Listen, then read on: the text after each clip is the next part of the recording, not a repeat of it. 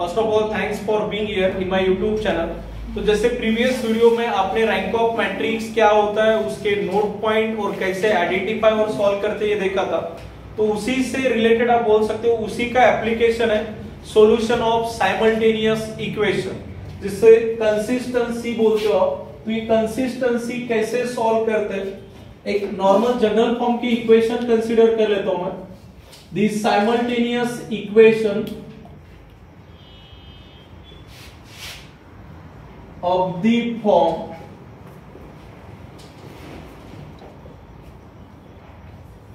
a1x plus b1y plus c1z is equals to d1, a2x plus b2y plus c2z is equals to d2, a3x plus b3y plus c3z is equals to d3। यानी आपके पास ये topic के अंदर कुछ given simultaneous equation होंगे, जिसे मैं general form में कंसीडर कर रहा हूं। a1x plus b1y plus c1z ये आपके जनरल इक्वेशन है साइमल्टेनियस।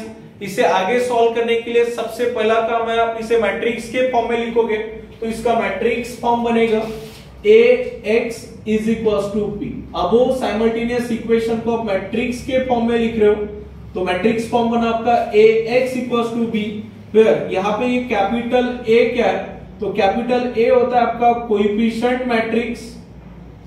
जो साइमल्टेनियस इक्वेशन है उसके जो भी कोएफिशिएंट है वो कोएफिशिएंट मैट्रिक्स आप A से डिनोट करते हो। फिलहाल जो साइमल्टेनियस इक्वेशन कंसीडर किए इसमें कोएफिशिएंट है, फर्स्ट इक्वेशन का x का कोएफिशिएंट है A1, y का कोएफिशिएंट है B1 और z का C1।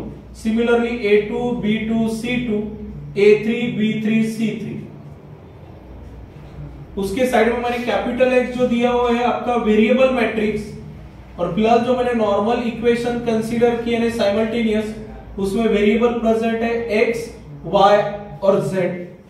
बाद में इक्वल्स टू B दिया, B होता है constant matrix right hand side. तो फिलहाल राइट हैंड साइड यानी कांस्टेंट मैट्रिक्स है आपका D1, D2, D3। तो गिवन साइमल्टेनियस इक्वेशन को सबसे पहले मैट्रिक्स के फॉर्म में रिप्रेजेंट करना है, और मैट्रिक्स का फॉर्म होता है ax equals to b।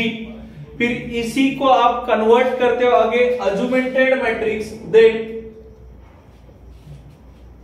अजुमेंटेड matrix जिसे आप डिनोट करते हो कैपिटल C से।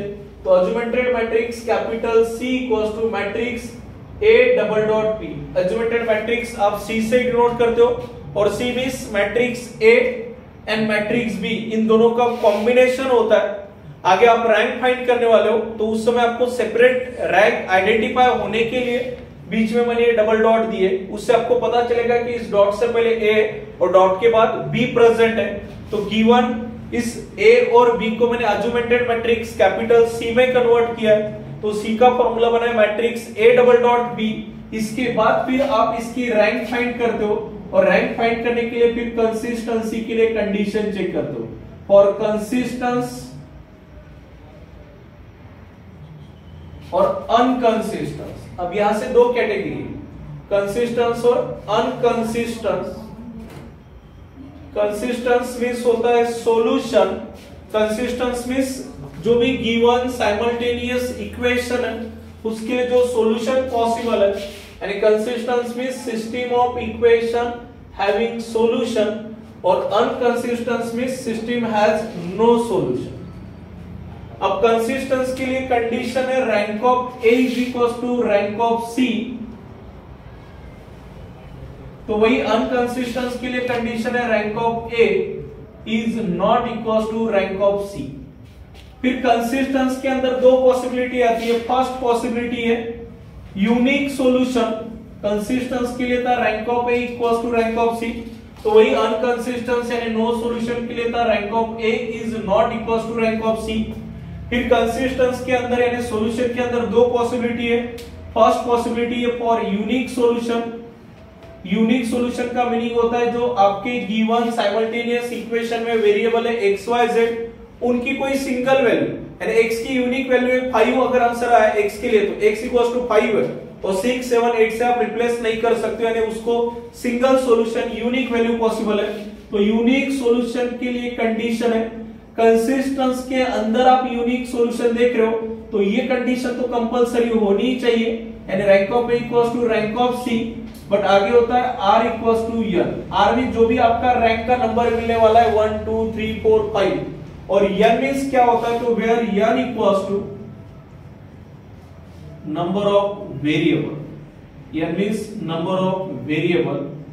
जैसे इस इक्वेशन में नंबर ऑफ वेरिएबल है x y z, यानी अगर आपके क्वेश्चन में तीन ही वेरिएबल है x y z और रैंक ऑफ a और रैंक ऑफ c भी आपकी 3 आ रही है, इसका मीनिंग है रैंक 3 है, नंबर ऑफ वेरिएबल 3 है, यानी दोनों इक्वल है, तो उस समय गिवन सिस्टम ऑफ इक्वेशन को कौन सा सॉल्यूशन पॉसिबल है, तो यूनिक सॉल्यूशन पॉसिबल है। यूनिक सॉल्यूशन का मीनिंग होता है जैसे मान लिया x इक्वल्स टू 1 मिला, y equals to -7 and z equals to 40, यानी x के लिए सिंगल वन ही वैल्यू पॉसिबल है, उसके अलावा दूसरी वैल्यू पॉसिबल नहीं है। और एक इसमें पॉसिबिलिटी है इनफाइनाइट सॉल्यूशन की, ये था यूनिक सॉल्यूशन के लिए कंडीशन। अब second infinite solution,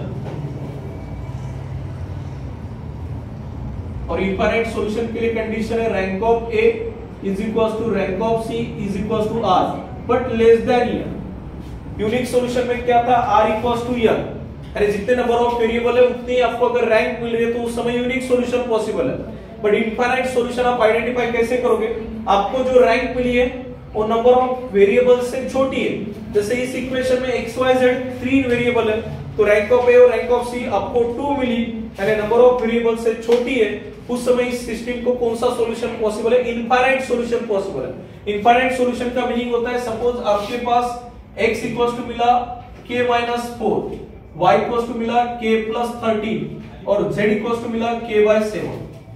x y z ये आपके पास है, तो अब x y z के वैल्यू किसके ऊपर डिपेंडेंट है, k के ऊपर डिपेंडेंट है।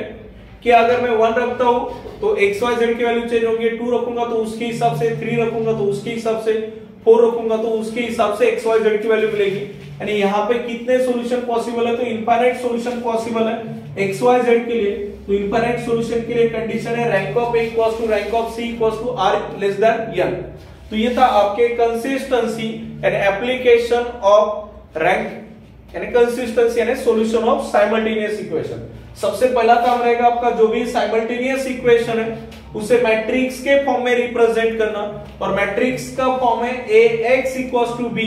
यहाँ पे a होता है coefficient matrix x y z के जो भी कोएफिशिएंट है, capital X means variable and capital B means constant matrix. फिर यहां से a और b को c में कन्वर्ट करोगे यानी अज्यूमेटेड मैट्रिक्स, और c इक्वल्स टू होता है matrix a double dot b। फिर इसकी आप रैंक निकालना स्टार्ट करोगे, तो वहां से फिर कंसिस्टेंस और अनकंसिस्टेंस के लिए कंडीशन है। Consistence means rank of a equals to rank of c, unconsistence means rank of a is not equals to rank of c। फिर कंसिस्टेंस के अंदर दो possibility, rank of a equals to rank of c equals to r equals to n, where n is number of variables, यानी उस समय unique solution possible है। But अगर आपका r लेस देन n है, यानी उस समय आपके लिए यानी x y z जो गिवन सिस्टम ऑफ इक्वेशन है उनके लिए इनफाइनाइट सॉल्यूशन। तो ये थे कंडीशंस ऑफ कंसिस्टेंसी। अगर आपको ये वीडियो पसंद आया तो इसे लाइक, सब्सक्राइब और अपने दोस्तों के साथ शेयर कर लेना। Thank you.